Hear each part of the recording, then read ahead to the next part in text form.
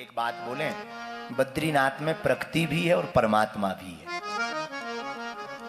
बद्रीनाथ में ज्ञान भी है और ध्यान भी है। बद्रीनाथ में नर भी है और नारायण भी है। बद्रीनाथ में संत भी है और भगवंत भी है, दोनों व्याप्त हैं। इसलिए बद्रीनाथ वैकुंठ की भूमि है। ऐसी तपोस्थली पर हम सब आकर के बहुत धन्य आश्रित हैं। हमारा मन तो बहुत गदगद है, बहुत आह्लादित है। सच बोलें, कल से मन में बहुत प्रसन्नता है कि हम बद्रीनाथ आए हैं, हमको बुलाया है प्रभु ने। कितनी अद्भुत सौभाग्य है। तो हम बहुत मन ही मन प्रसन्न है। चर्चा करने के पूर्व एक बात और बोलें, तीर्थ में आने के 3 चीजों पर बहुत सावधानी रखनी है। 3 महत्व होते हैं तीर्थ के: स्नान, दान और ध्यान। जिस भी तीर्थ में जाओ वहां पहले स्नान करो। स्नान से तन की शुद्धि होती है। ध्यान करो, ध्यान से मन की शुद्धि होती है। दान करो, दान से धन की शुद्धि होती है। जरूरी नहीं आप बहुत दान दो, ये भी जरूरी नहीं कि आप दान दो, ये भी जरूरी नहीं कि धन का दान दो, मन का भी दान देना चाहिए। अभी हम खड़े थे बाहर, जब कर रहे थे तो हम बोल नहीं पा रहे थे, तो कोई माता जी ने महाराज जी को बोला कि हम बाबा की झोली में कुछ डालना चाहें, डाल दें? महाराज जी मुस्कुराते बोले, अपना मन डाल दो। आते आते ही बोला, हमको याद हो गया वो। महाराज जी ने मुस्कुराते हुए कहा, अपना मन डाल दो। इससे बड़ा भी कोई दान नहीं है। हम लोगों को इन 3 का बहुत ध्यान रखना है। स्नान यहाँ तप्त कुंड में करना है। तप्त कुंड में पीछे ऋषि गंगा बह रही है। श्री खाक चौक वाले हनुमान जी के आश्रम के जस्ट पीछे ऋषि गंगा बह रही है, अलकनंदा जी बह रही है। स्नान करना है। स्नान करते हुए अपने पितरों के निमित्त में भी स्नान करना, थोड़ा डुबकी लगाना है। स्नान से निकलकर वस्त्र ठीक ठाक करके थोड़ा ध्यान करना है। गुरु का ध्यान, अपने आराध्य का ध्यान। और तुम माता पिता को भी मानते तो माता पिता का भी ध्यान, जिसको मानते हो उसका ध्यान। इसके बाद में अपने मन का दान। मन का दान ना से दे सको, धन का दान ना दे सको, एक दान दे देना, अपने बुरे कर्मों का दान कर देना। इससे बेहतरीन कोई दान नहीं है। और गुरु का काम है बताना, चलना आपका काम। हमको भी हमारे गुरु ने ये बताया, सो हमने आपको बता दिया। हम अपना कुछ नहीं कह रहे, गुरु का प्रसाद है। हमको रामायण की वो पंक्ति बहुत याद आती। रामचरितमानस में गोस्वामी जी कहते, सद्गुरु वेद वचन विश्वासा, सद्गुरु वेद वचन विश्वासा, सद्गुरु वेद वचन विश्वासा, सद्गुरु वेद वचन, सद्गुरु वैद्य वचन विश्वासा, सद्गुरु वेद वचन विश्वासा, सद्गुरु वेद वचन विश्वासा, सद्गुरु वेद वचन विश्वासा, सद्गुरु वेद वचन। जिसे सद्गुरु की वाणी पर भरोसा होता है, उसके जीवन में कभी भरोसा टूटता नहीं है। सद्गुरु कौन? गुरु कौन? जिसे कोई कोई माने वो गुरु, लेकिन जिसे सब कोई माने वो सद्गुरु। जिसे कोई कोई जाने वो गुरु है, लेकिन सद्गुरु वेद वचन विश्वासा। सद्गुरु की वाणी पर भरोसा ठीक वैसे रखना है जैसे हम लोग टिकट कटवा कर ट्रेन में बैठ जाते हैं। अब चाहे ठोके चाहे पहुंचाए, पर बैठ जाते हैं। बस में जब टिकट कटवाते हैं बैठ जाते, कभी नहीं पूछते ड्राइवर पढ़ा लिखा है, ड्राइवर ने भोजन किया, कहां का ड्राइवर है, टिकट कटवाओ बैठो, बाकी का काम ड्राइवर का है, पहुंचाने का काम।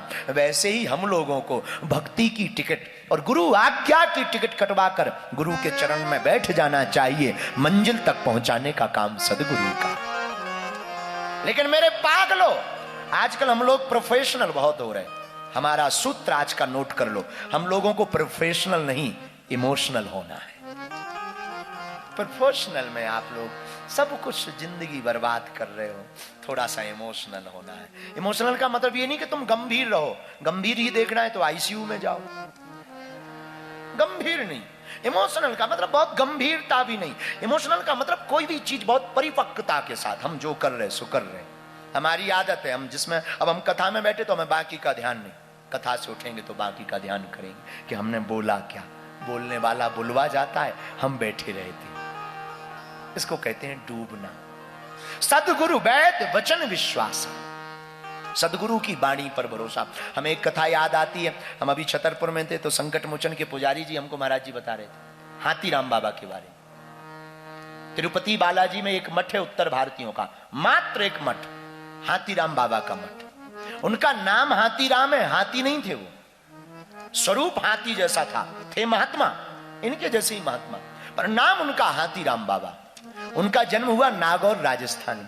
आहा, हाथीराम बाबा बड़े सिद्ध महात्मा, सिद्ध कोटि के महात्मा, बड़ी छावनी के महाराज जी की कृपा पाते थे, बड़ी छावनी वालों की। तो पूज्य बड़ी छावनी वाले महाराज जी विश्राम करते थे तो ये चेला थे उनके, तो रोज चरण दबाते थे। एक दिन एक घटना घटी, चरण दबाते दबाते गुरुजी सो गए, इन्होंने चरण नहीं छोड़े। कुछ लोग इसीलिए चरण दबाते हैं कि गुरुजी सो जाएं, और कब सोएं और कब हमारे पिंड छूटे। हाँ, ऐसे भी कुछ लोग होते हैं। एक आदमी एक महात्मा जी की आदत थी कि उनके कोई चरण दबाए तो वो सो जाती थी, लेकिन जैसे ही कोई चरण छुए छोड़े तो वो जग जाती थी। तो एक आदमी, अब हम ये नहीं कहेंगे कि वो उत्तराखंड का था, क्योंकि बुरा लगेगा इन लोगों को, हमें अभी 2 दिन रहना है। पीछे उत्तराखंड वाले ही बैठे हैं, पूरे सब गढ़वाल वाले बैठे हैं। भैया आपकी बात नहीं है, ये तो वेस्ट इंडीज की बात बता रहे हैं।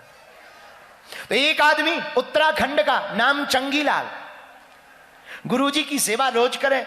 रात के समय गुरुजी की आदत के, गुरुजी के जैसे ही कोई चरण दबाए वो सो जाए, तो जैसे ही चरण दबाए गुरुजी सो गए। इसने सोचा गुरुजी सो गए, अब हम भी सो जाएं। जैसे ही उठे गुरुजी ने पूछा, हाँ तो चेला तुम कितने भाई हो? तो इसने जब तक बताए कि 5, तब तक गुरुजी फिर सो गए। अब जब फिर सो गए तो इसने सोचा कि अब सो ही गए हैं, तो ये उठा, अब जाने लगा। जैसे ही जाने लगा तो गुरुजी बोले, हाँ तो बताया नहीं तुमने कितने भाई हो? इसने कहा, गुरुजी बताया तो है 5। इतना बोल ही पाया, गुरुजी फिर सो गए। इसका दिमाग खराब। अब लगभग 2-3 बज गए, ये बार बार उठे और बैठे, फिर गुरुजी एक ही प्रश्न करें, कितने भाई हो? 2-3 बजे जैसे ही रात के, सुबह के, गुरुजी ने फिर पूछा, हाँ तो तुमने बताया नहीं भाई कितने भाई हो? सोई दोनों हाथ जोड़ के बोला, गुरुजी वैसे तो हम 5 भाई हैं, पर सुबह तक 4 बचेंगे। कुछ ऐसे भी सेवादार होते हैं जिन्हें गुरु की सेवा भी बोझ लगती है। धर्म और सेवा बोझ नहीं है, बुरा ना मानना। बोझ कब लगती है? जब किसी भी चीज में हम आनंद लेना बंद कर देते हैं तो वो लोड लगती है, बोझ लगती है। जब अपने काम में ही हम आनंद लेना प्रारंभ कर देते हैं, सेवा में ही आनंद लेना प्रारंभ कर देते हैं, तो वो आनंद और उत्साह की पूर्ति करता है।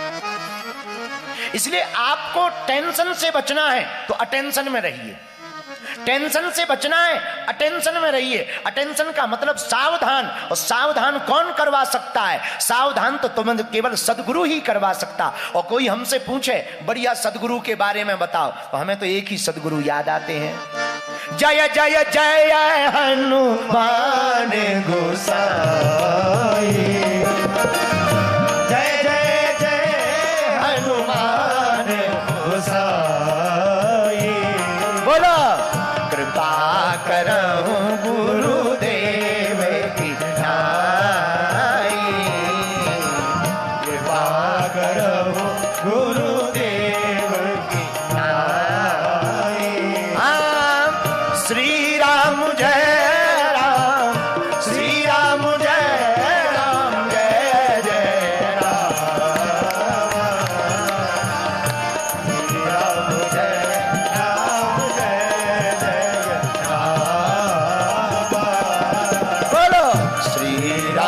जय